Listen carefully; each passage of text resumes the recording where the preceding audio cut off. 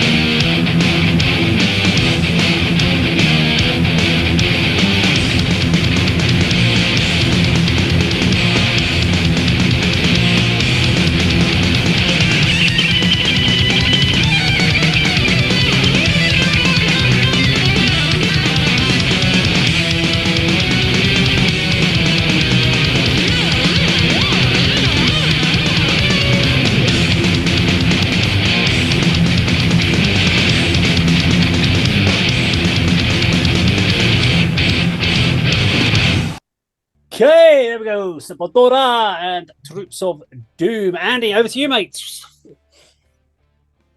What do you want to know? Give us the backstory. Did you have this on cassette in 1987? I've got more revisions on a quite possibly a bootleg CD split with a band called Metal Onslaught, which I didn't bother listening to. But I had Sepultura. I think I had Bestial Devastation on sort of cassette tape trading from back in the day. And then I had the vinyl of Morbid Visions, did I? I don't know. But I certainly had the vinyl of Schizophrenia, which they re-recorded this particular song on. But yeah, I love early Sepultura. I love the Max era Sepultura up to a certain point. I don't like Roots, but we'll be discussing that as the journey goes on. Yeah. What do you want to know, Dave? I mean, thoughts about the track. What do you reckon about it? I prefer the versions when live or recorded or re-recorded where Max doesn't do that count, be it English or Spanish. Don't like that. No. Okay, fair enough. The tempo's obviously super fast on that version. Yeah. I'd have preferred it sort of more sedate, more true to the original. One bit that I always listen out for and really 100% attention to is the end of the first verse where he sings "Sends their souls to hell," and then the next riff really rips in. That part of the song, that few seconds, is one of the highlights. But yeah, this is one of my favourite songs from that sort of early Sepultura era. That performance was good. The sound was great. Came across really well. I think you said it was like an official live recording or live video, or I suppose it had an accompanying album as well. But yeah, that's really got to say. It's a classic, isn't it? That's Sepultura. It's probably the go-to song for a lot of people, particularly from the the Max era fans. Yeah, for the early days. Max fans era. No, that's the word. What about you? Thoughts on this, Kirk? Probably not a go-to song to me as a kid growing up. You disagree with me? There's a shock. What a surprise! as a teenager growing up, that's going on the back of my t-shirt. Everything starts with Beneath the Remains. So Schizophrenia and Morbid Visions. Bear in mind, this is like the late 90s. Those albums releases were just seen as demos, and nobody listened to them as teenagers. Whereas I am aware, Andy's generation. Sorry, Andy. I'm calling you a generation. Talking out of his arse, Dave, isn't he? That was talking out your arse, Kirk. That was proto death metal, but at the time I didn't appreciate that. I just thought, this is some shit music that they did that was like a demo quality, poor musicianship. No one gives a shit. Looking back now, that's arguably as important as anything in the 90s that Sepultura did, because when we do go back to 1985 and 86 and we see that there's this band from Brazil, Sepultura, and then you've got Sarcophago, and they're doing this really primitive, savage music. Nobody would know at the time that would actually be taken up by the Norwegian black metal bands, and they would say, yeah, this is like the original sound that we wanted to go for. So I am aware now, Andy, that this music is so influential and is probably as important now as it's ever been. Those early, certainly the debut EP and debut album of Sepultura, you could even argue that they invented blackened death metal when you listen to those records. When I listen to that album Schizophrenia, if I can take myself out of the moment, i.e. I'm not a historian looking back at the birth of extreme metal, then no, I don't think that record stands up well, because is it Congumela Records? The production is atrocious, the songwriting is very poor, the musicianship is not great. So if I actually look at it now, I would say, no, this is primitive music. It doesn't have much to offer. Clearly it does. It was very influential. Max's vocals, primitive, aren't they? But, you can still hear the phonations of the words that he's saying in there. And if you listen to that now, I mean, that version they did, you've got like blast beats in there. Clearly they were not in the original song. To me, when you listen to death metal, everything goes back to 1987. Death, scream, bloody gore. It doesn't go back to Possess, Seven Churches. That is thrash metal that created the blueprint for death metal. It's not death metal. 1987 is when this genre comes in to effect. Sepultura were part of that conversation. They were an underground band that people used to trade on tape. And if you look at it, their best years, they moved away from death metal towards thrash metal. So I don't really see the importance of Sepultura as a death metal band. I think that just because of the lack of recording equipment, poor musicianship, they ended up being like a primitive proto death metal band. Look how quickly they moved away from that when they learned to play their instruments. Very controversial opinion, but I will stick by it. You're talking out your ass, Kirk. Okay, I'm going to give you my primitive recording and not playing out the play didn't hinder In the Sign of Evil or early Destruction or early Creator from being fucking awesome. Well, look at Hellhammer as well, who are like the ultimate influence on this music. Oh, fuck hell. Anyway, they're still better than Celtic Frost, though. So Fuck you. By the way, Celtic Frost is probably the biggest influence on that song. Well, I'll tell you about so I do remember, because I got into Sepultura much later. I probably got into them at the time of Chaos AD and worked backwards. And I was not a big fan of Arise, but then I went to Beneath the Remains and I'm like, oh, bloody hell, this is just too extreme for me. And I was like, oh, okay. And then I looked at Morbid Visions. I went, the sound on this is fucking awful. I'm not listening to that. Bestial Devastation, this is rubbish. Schizophrenia, clicked through it, and then heard Troops of Doom. Went, this is a fucking banger of a track.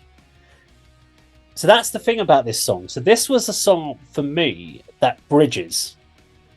It could have come on later albums, and that's because I heard the 1990 reissue of Schizophrenia where they re-recorded it, so the quality was better, and it actually reminded me a lot of, at the same time we had, what was it, Obituary's Cause of Death, had the same feeling, the same vibe of this track. Now what I loved about this is it's 2 minutes and 50 odd seconds long. You have so many different time signature changes in this song there, but the riffs, if you listen to the riffs, they're the most dog shit basic riffs going, but they work so well. And trying to be overcomplicated on riffs sometimes, you just don't need to. I mean, me and Andy, we could probably go in 20 minutes, go grab our guitars, and we'll work out how to play all the riffs in there and just be done. Solo, maybe not, but the rest of it we could go and sort it out pretty quickly.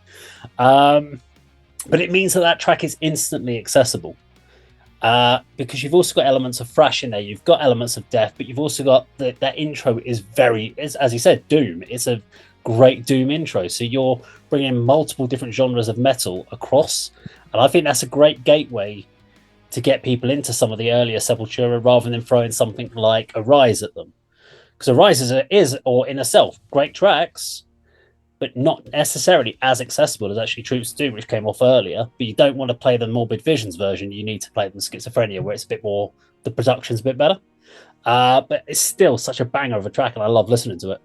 But interesting with Cavalera, where they've been playing this live, they're playing it at album speed. In fact, if anything, they're playing it slower than the album speed at the moment, because I don't think they can play it that fast anymore. So they are much, much slower than that. But yeah, I do remember it. And I like the counting, I have to say. Yeah, it's good. Andy, from a live performance thing, I think it's great to get the crowd going. Can I just ask Andy a question? Because you lived through this and you were trading cassette tapes. Like the Blitz, yeah. Like the Blitz. Yeah. Do you know, when we look back on this music, I think because it's so primitive, it's got a lot more charm now, hasn't it? Whereas at the time, like, I'll give you an example. You read Kerrang in like 1983, didn't you? They fucking hated Hellhammer and Void and Slayer. They hated that music. They were like, this is shit. There's no melody to it. Poor musicianship. 5 years later, like the end of the 80s, everyone's like, oh, this is influential. So what's it like for you in 2023? Did you actually enjoy it for what it was at the time? Or do you now look back and think, yeah, it's very primitive, but it's got a charm to it and it's clearly influential, because heavy music now, you've got two camps: overproduced nonsense, where the drums sound, the double kick drums sound like typewriters, and really caveman type primitive death metal, which sounds really heavy, but really fucking Neanderthal. And I understand why they're doing that. So how do you see Sepultura now, that early stuff in 2023? In the beginning, when it came out, sorry, what? Yeah. When I got the the tapes, or the early CDs and the early vinyls, yeah, you could tell it was, there wasn't the same musicianship, same recording standards as the other bands I was listening to, Metallica, Iron Maiden, that kind of thing.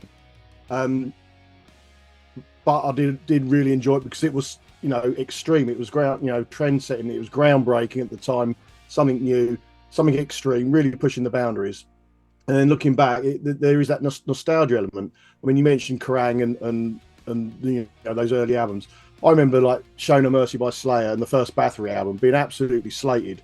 Yeah. 1K, yeah, and really ridiculing those type of bands, because they were champion Van Halen and Deep Purple and all the classic rock bands. So extreme metal, early thrash was really frowned upon. But there was that, that sort of niche market, that niche element, underground fans who really liked it. you know. And I like, you know, the new Cavalera re-recordings. I think they're absolutely banging. You know, they've not done the old Paradise Lost Icon note for note re-recording of it with just better studio equipment. You know, they've reimagined some of the songs, and you know, Troops of Doom is one that they obviously did on the Schizophrenia album. I prefer the original from that first Morbid Visions album. Show Me Your Wrath is the best one from that. I'd like to prefer the re-recording of that sort of, you know, in Sepultura's career. That's a bang on the new Cavalera version. But yeah, it certainly hit the mark and certainly made me sit up and listen, you know, back in the late 80s when this was all coming out originally. Yeah, but Dave, it's great that it's still champion, you know, 40 years later. It's fantastic. For Dave, though, who discovered him on Chaos AD, you must have been horrified by listening to this. You're like, what is this shit? Listening to the early, like, not this song, but this album. But you got to remember, with me, with Chaos AD, I was into groove metal, so I got into them through the Pantera link. Yeah. So things like Vulgar Display of Power would have been the hep. Because if you think about my musical journey, it would be bands like Def Leppard, Thunder, Metallica, Megadeth. Then getting into Pantera would be quite extreme for me. So then Sepultura, Chaos AD, I'd be like, fuck, these guys are heavy. Yeah. And then you're like, fuck this. Then you go, oh, I want to hear the back catalogue. And then you're like, what the fuck? You'd find a couple of songs. You're like, I like the groove. And then they're like, and you're like, whoa. That's just too much for me. Yeah. Because your taste isn't there. You have to appreciate that over time.